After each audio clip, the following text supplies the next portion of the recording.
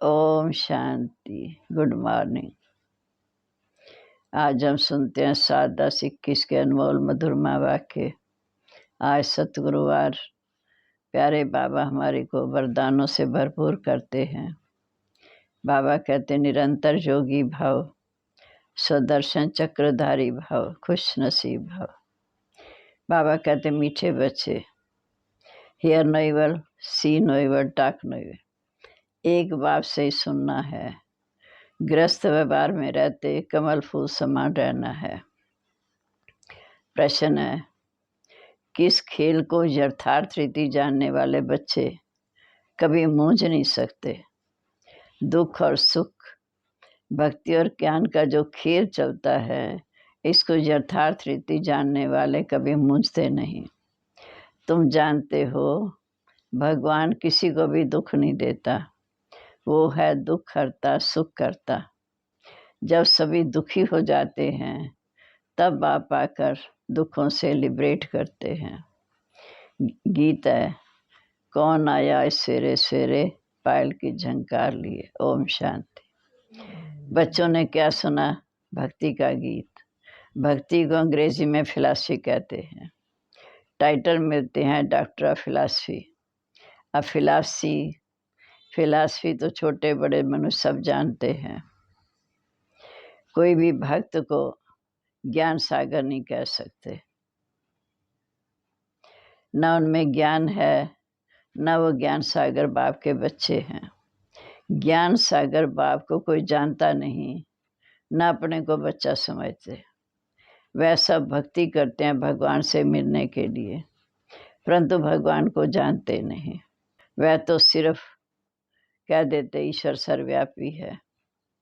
हम कोई धर्म गिलानी या हम मनुष्यों से कोई शास्त्रों का वाद विवाद नहीं करते। हम कोई मनुष्यों के शास्त्रों का कुछ वाद विवाद नहीं कर सकते।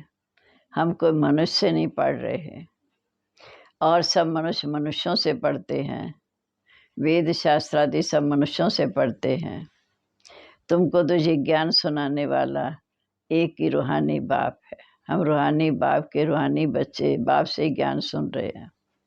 वह सारे कलम में एक ही बार आकर समझाते हैं। तुमको अब स्पिरिचुअल बाप से ही सुनना है। सुनने वाले रूहानी बच्चे आत्माएं हैं। वह सब मनुष्य मनुष्यों को सुनाते हैं। ये है रूहानी बाप का ज्ञान, वो है मनुष्यों का ज्ञान। ये बाबा ब्रह्मा बाबा भी मनुष्य था। बोलो रूहानी बाप इन द्वारा सुनाते हैं, अर्थात ब्रह्मा द्वारा सुनाते हैं। हम रूह सुनते हैं, आत्मा सुनती है। हम रूह फिर शरीर द्वारा औरों को सुनाते हैं। बाबा से सुनते हैं फिर दूसरों को सुनाते हैं। ये है रूहानी ज्ञान, बाकी सब है जिस्मानी। बाबा कहते तुम अपने को मनुष्य या भक्त नहीं समझो, अपने को आत्मा समझ मुझ बाप को याद करो। तुम आत्माएं भाई भाई हो। गाया हुआ भी है, आत्माएं परमात्मा अलग रे बोकाल, सुंदर मिलन सजरा जब सतगुरु मिला दलाल। कि आत्माएं परमात्मा से शुरू से बिछड़ती हैं और इस समय शिव बाबा ब्रह्मा द्वारा मिलते हैं।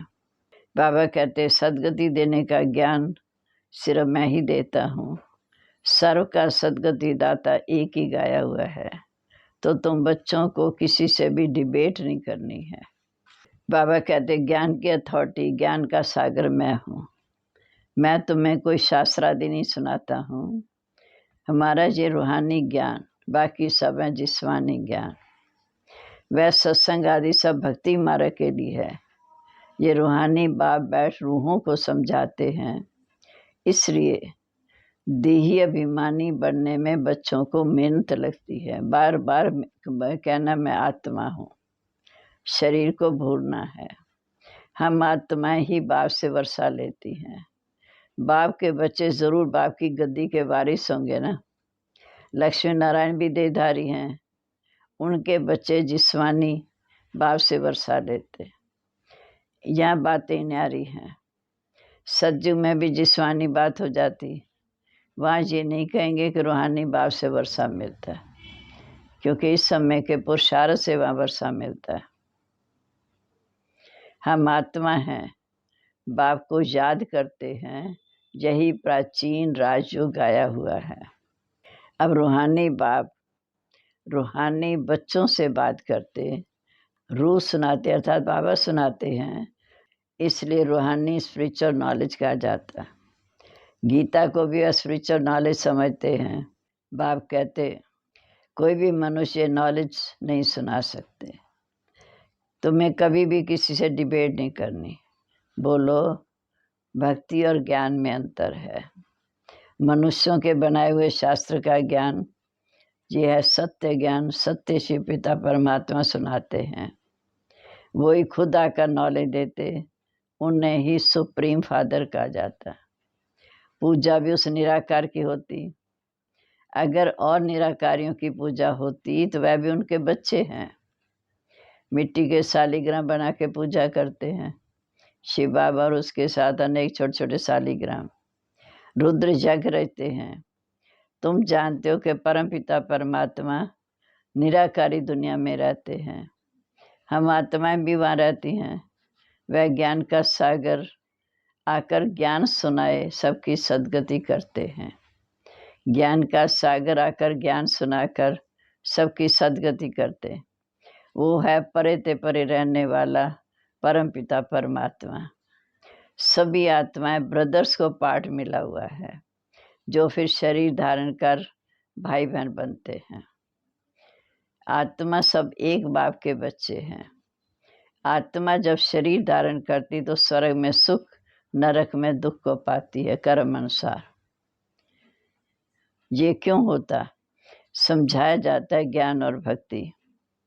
ज्ञान है दिन, भक्ति है रात। ज्ञान से सुख, भक्ति से दुख। ये सुख दुख का खेल बना हुआ है। ऐसे नहीं कि सुख दुख भगवान देते हैं, नहीं। भगवान को बुलाते तब हैं जब दुखी होते हैं। समझते हैं कि वो हमें दुख से छुड़ाकर सुख देने वाला है।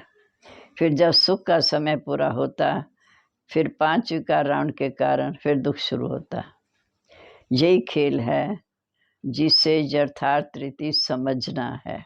सतयुग त्रेता में हम इस समय के पुरुषार्थ की प्रारब्ध खाते हैं, फिर द्वापर से फिर नीचे गिरते हैं। इसे ही रूहानी ज्ञान कहा जाता है। सिर्फ मुझ निराकार से ही सुनो। बाप कहते hear no evil, talk no evil, think no evil. हम एक भगवान से सुनते हैं। बड़े बड़े विद्वान शास्त्रादि पढ़ते हैं।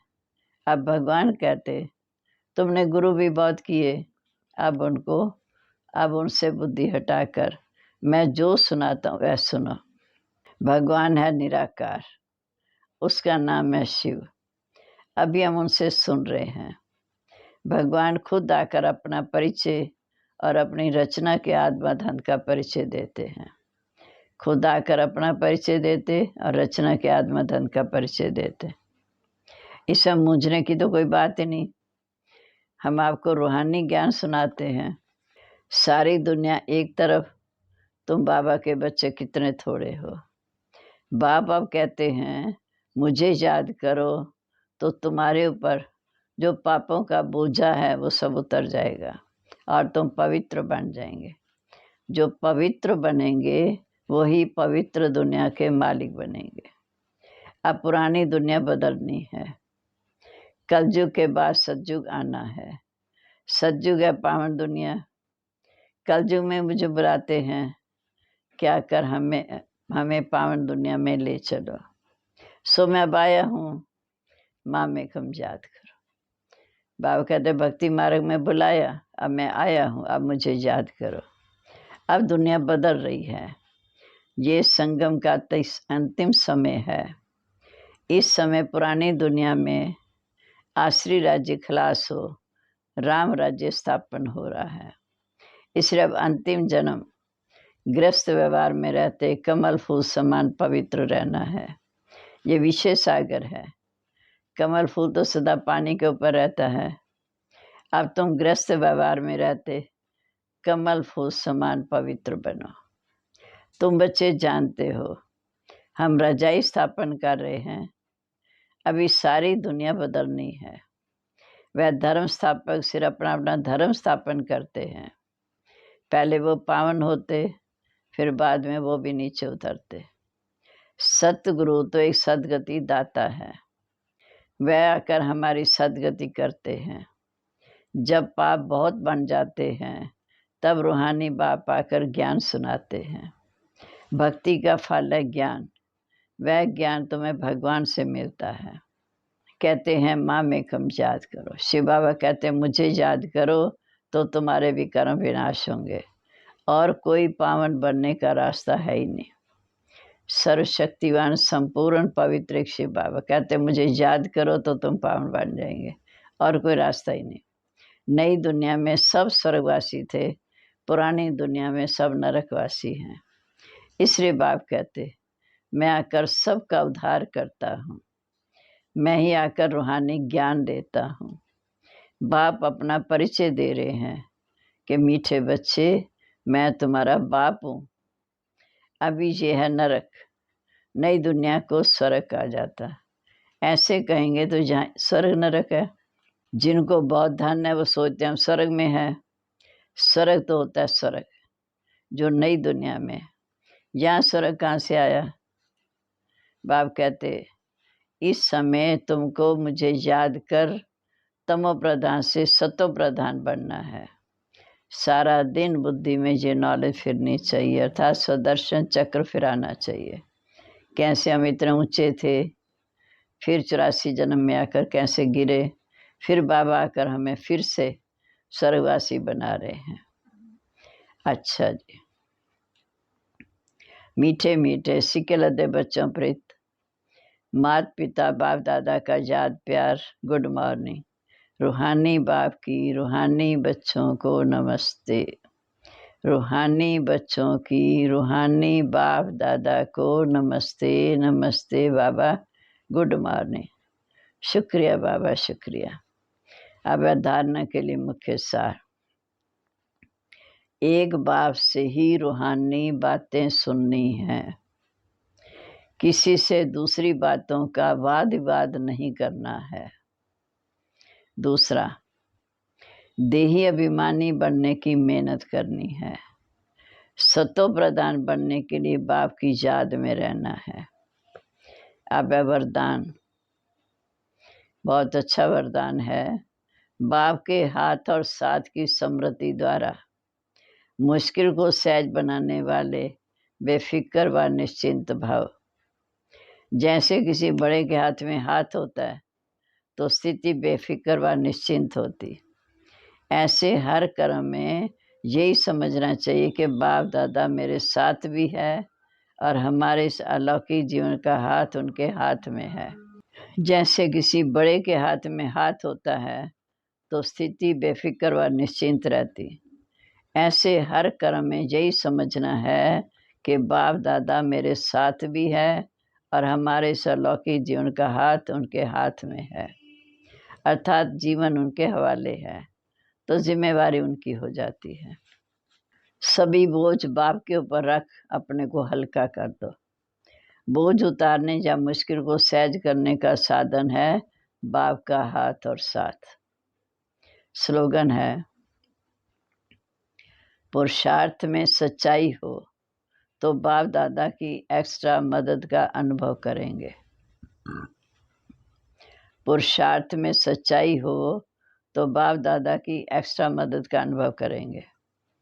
अब स्वमान, मैं ज्ञान स्वरूप दिव्य गुणधारी बाप का हाथ व साथ होने से बेफिक्र व निश्चिंत आत्मा हूँ। अब मातेश्वरी जी के अनमोल महावाक्य। पहला, ज्ञान योग और दैवी गुणों की धारणा ही जीवन का आधार है। ये तो अपने को निश्चय है कि परमपिता परमात्मा द्वारा हमें नॉलेज मिल रही है। इस नॉलेज में मुख्य 3 पॉइंट हैं जिसके लिए अपने को पूरा पुरुषार्थ करने का ध्यान रखना है। इसमें पहले योग अर्थात ईश्वरीय निरंतर याद जिससे विकर्मों का विनाश होता। दूसरा ज्ञान, ज्ञान माना सारे ब्रह्मांड सृष्टि के आद्मधंत का ज्ञान।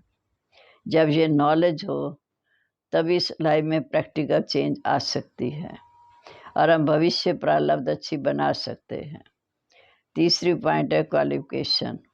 हमको सर्वगुण संपन्न 16 कला संपूर्ण अवश्य बनना है, तभी देवता बन सकते। तो अपने आप को चलते फिरते खाते पीते 3 बातों पर अटेंशन देना ज़रूरी है। इस एक ही जन्म में ज्ञान बल, योग बल, दैवी गुणों की धारणा की जाती। तीनों का आपस में कनेक्शन है। ज्ञान बगैर योग नहीं लग सकता, योग बगैर दैवी गुणों की धारणा नहीं होती। तीनों पॉइंट्स पर सारे जीवन का आधार है। तभी विकर्मों का खाता खलास हो, अच्छे कर्म करने हैं। इसे ही ईश्वरी जीवन कहा जाता है। दूसरा, भारत का प्राचीन योग परमात्मा द्वारा सिखाया जाता है। अपना ये ईश्वरी योग भारत में प्राचीन योग के नाम से मशहूर है।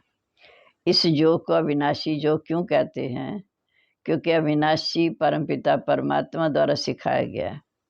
बाल योग और मनुष्य आत्माएं भी सिखाती हैं, इसलिए योग आश्रम वगैरह खोलते रहते, परंतु वह प्राचीन योग नहीं सिखा सकते। अगर ऐसा योग होता फिर तो बल होता। भारत तो दिन प्रतिदिन निर्बल होता जाता। इससे सिद्ध है कि वह योग अविनाशी नहीं है।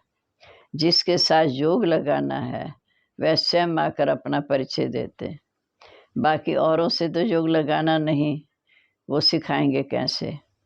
ये तो स्वयं परमात्मा ही कार्य कर सकता है, वो ही हमें पूरा भेद बता सकता है। बाकी तो सब तरफ कहते हम योग सिखाएंगे। ये सब जानते हैं कि सच्चा योग स्वयं परमपिता परमात्मा सिखाकर सूर्यवंशी चंद्रवंशी घराना दैवी राज्य स्थापन करते। अब वो प्राचीन योग परमात्मा आकर कलप कलप हमें सिखाते हैं। कहते हैं, हे आत्मा, मुझ परमात्मा के साथ निरंतर योग लगाओ तो तुम्हारे पाप कट जाएंगे। अच्छा जी, ओम शांति। अब हम प्यारे बाबा को भोग लगाएंगे, बड़े प्यार से उन्हें याद करेंगे।